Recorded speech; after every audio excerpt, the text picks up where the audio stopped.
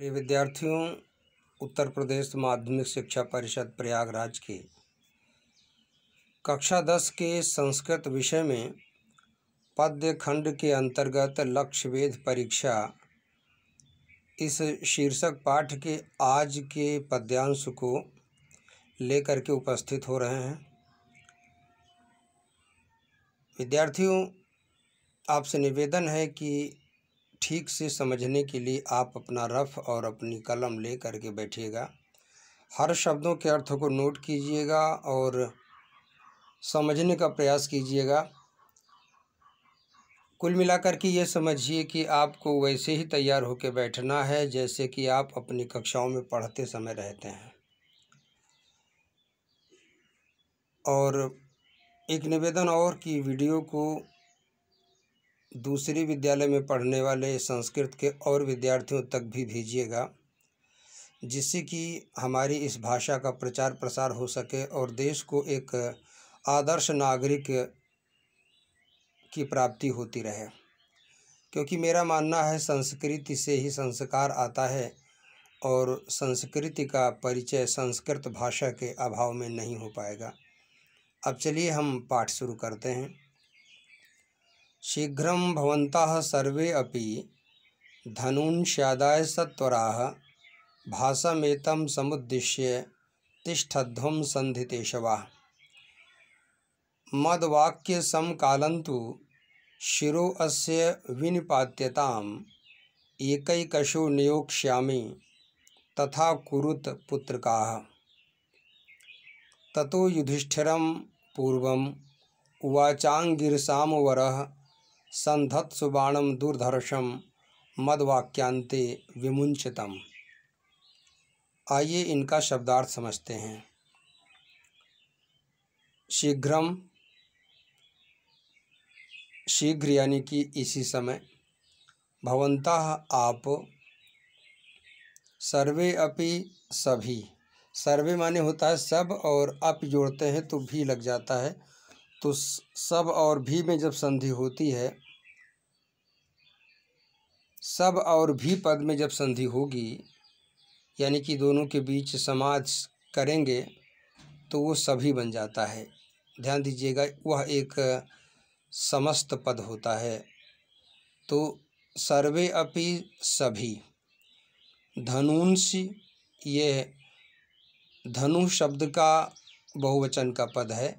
द्वितीया बहुवचन में धनुष को यानी अपने अपने धनुष को आदाय ले करके, सत्वराह जल्दी जल्दी, भासम गीध को, एतम इस, समुद्दिश्य लक्ष्य बनाकर, तिष्ठध्वम खड़े हो जाओ, संधित इशवाह बाण चढ़ाकर, संधित और इशवाह को जोड़ा गया है तो बाण चढ़ाकर। अब इतनी का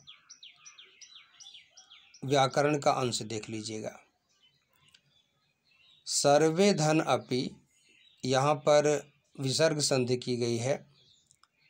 हाँ, यहाँ पे विसर्ग संधि नहीं, ध्यान दीजिए, पूर्व रूप संधि है। इसका जो सूत्र बताया गया था एंगाह पदांतादति, ये सूत्र इत्यादि के पचड़े में मत पढ़िएगा। सुने रहेंगे तो जब आप व्याकरण में संधि पढ़ेंगे तो आपके काम आएगा। पचड़े में पढ़ने की बात इसलिए कर रहा हूँ, डरना मत, क्योंकि थोड़ा सा जब कम समझ पाते हैं सोचते हैं सूत्र भी परीक्षा में याद करके जाना पड़ेगा।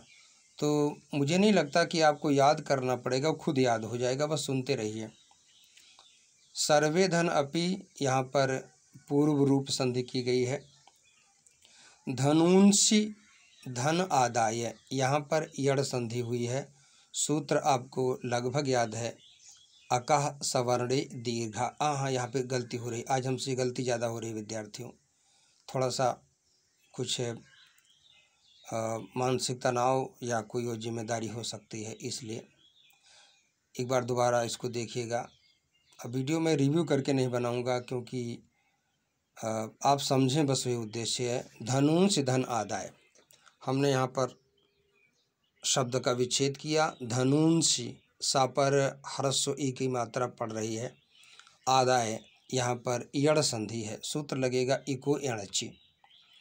सत्वराह यहाँ पर समास किया गया है और वो भी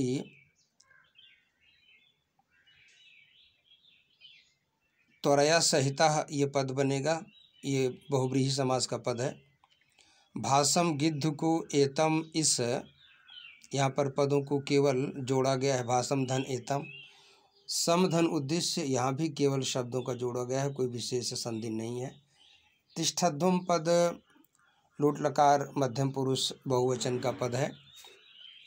संधित धन ईश्वाह, यहाँ पर गुण स्वर संधि लगी है, सूत्र तो आप लगभग जानते हैं, आदि गुणा। अब आइए इसका प्रसंग समझते हैं।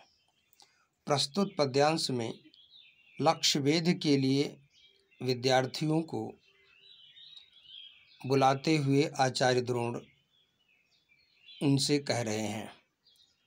हिंदी अनुवाद।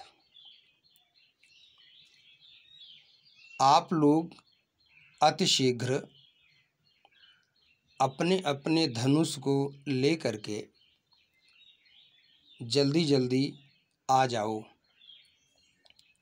और इस गिद्ध को लक्ष्य बनाकर धनुष पर बाण चढ़ाकर खड़े हो जाओ। एक बार फिर देखिएगा। आप लोग अतिशीघ्र अपने अपने धनुष को लेकर के इस गिद्ध को लक्ष्य बनाकर धनुष पर बाण चढ़ाकर खड़े हो जाओ। विद्यार्थियों, अनुवाद यहीं तक है। अब हम अगले पद्य को देखते हैं। मद वाक्य, मेरे वाक्य यानी कि वचन के समकालम, साथ ही, अर्थात जैसे मैं कहता हूँ उसी समय। तू, वैसे तू माने होता है परंतु, लेकिन यहाँ तू का अर्थ है और। शिरा, सिर को, अस्य, इस गिद्ध के, विनिपात्यताम, गिरा दीजिए, लेकिन हम जोड़ेंगे अर्थ एक अलग से, काट कर गिरा दीजिए। विशेष प्रकार से गिराने का मतलब है विधन, निधन, पात्यताम, ये शब्द जुड़े हुए हैं तो निपातन गिराने के अर्थ में आता है, इसलिए विशेष प्रकार से गिराने का मतलब हुआ धनुष के तीर से काट कर गिराना। एक एक शाह, एक एक विद्यार्थी को, नियोक्ष्यामि, नियुक्त करूँगा अर्थात अवसर दूंगा। तथा, तो जैसा कह रहा हूँ, तथा का अर्थ होता है उस प्रकार, लेकिन मूल अर्थ क्या है, जैसा कह रहा हूँ। पुत्र का, हे विद्यार्थियों, हे पुत्रों, कुरुत, वैसा कीजिए। आइए अब इसका हम व्याकरण का तत्व समझते हैं। मत धन वाक्य धन समकालम, मत धन वाक्य में जस्तो संधि की गई है, झलाम जशो अंत्य सूत्र लगा है। शिरः अस्य, इसके सिर को, यहाँ पर विसर्ग संधि की गई है और सूत्र थोड़ा सा कठिन लगेगा, लेकिन व्याकरण की किताब में जाके देख लीजिएगा। इसका जो सूत्र है विसर्ग संधि में,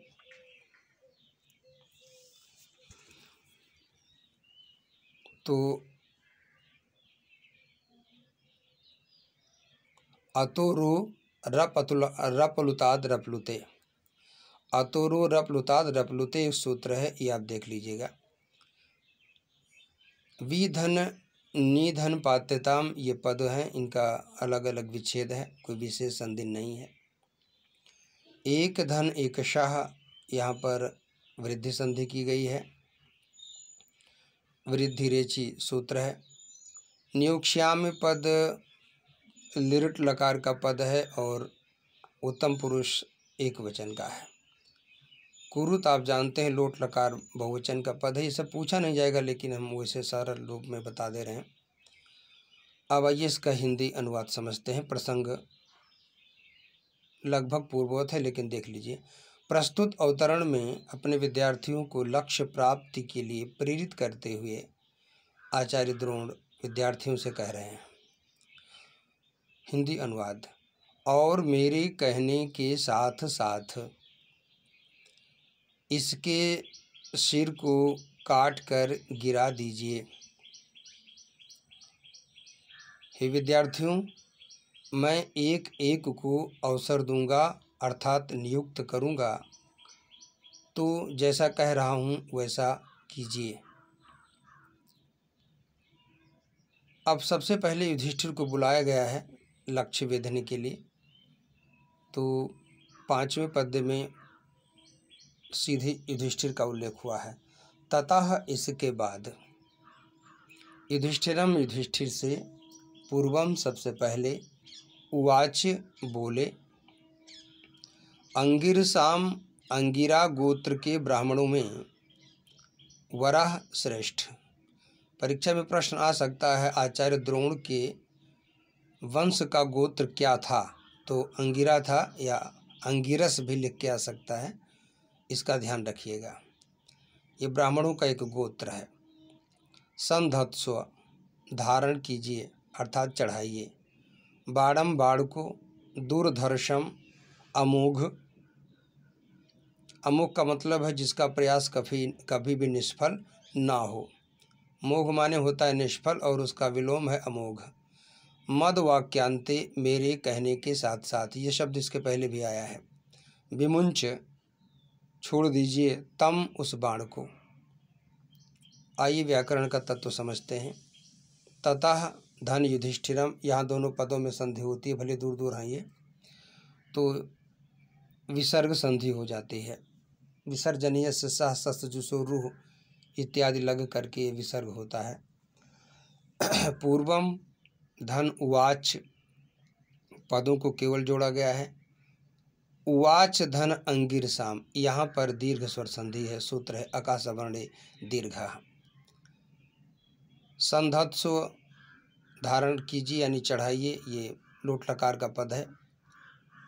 मत वाक्यांत, यहाँ भी जस्तो संधि है। दूरधर्षम दुखेंद धर्षम, दूरधर्षम यहाँ पर अव्ययीभाव समास लगा हुआ है।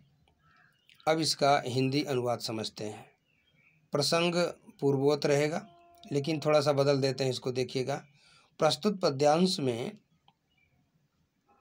लक्ष्यवेध के लिए सबसे पहले युधिष्ठिर को आमंत्रित करते हुए आचार्य द्रोण युधिष्ठिर से कह रहे हैं। हिंदी अनुवाद। इसके बाद अंगिरा ब्राह्मणों में श्रेष्ठ आचार्य द्रोण ने सबसे पहले युधिष्ठिर से कहा, धनुष पर अमोघ बाण चढ़ाइए और मेरे कहने के साथ अर्थात जैसे ही मैं कहूँगा उसी समय उस बाण को छोड़ दीजिएगा। तो विद्यार्थियों आज यहीं तक। हाँ, एक बात अति महत्वपूर्ण आ रही है, उसे आप जरूर समझ लीजिए। लक्ष्यवेध परीक्षा को लेकर के यह प्रश्न बन सकता है, आचार्य द्रोण ने लक्ष्यवेध के लिए सबसे पहले किसे आमंत्रित किया? तो आपको उत्तर देना होगा युधिष्ठिर को। बस आज यहीं तक विद्यार्थियों। शुभम भूयात। थोड़ा सा आज के वीडियो में कुछ आप सबको असुविधा हुई होगी तो उसके लिए हमें खेद है। काफ़ी दिन बाद मैं वीडियो बना पा रहा हूँ, इसलिए टाइम निकाल पाया कैसे भी। विश्वास कीजिए हम कोशिश करेंगे कि आपके परीक्षा से पहले आपको पूरी पाठ्यपुस्तक के सभी पाठों का अनुवाद सहित व्याकरणात्मक टिप्पणी के साथ पूरा वीडियो मिलेगा। तो आज यहीं तक। शुभम भूयात।